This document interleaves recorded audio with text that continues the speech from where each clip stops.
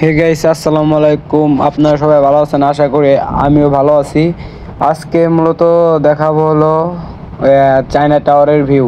চলুন ভিতরে যাওয়া যাক, ভিতরে যায় সব কিছু তুলে ধরা যাক।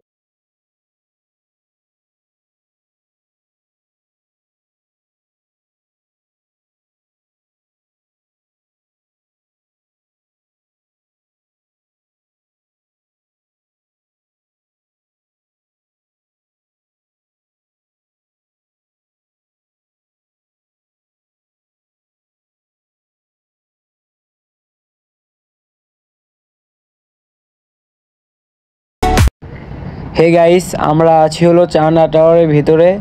ভিতরের পরিবেশ কেমন আমরা তুলে ধরেছি।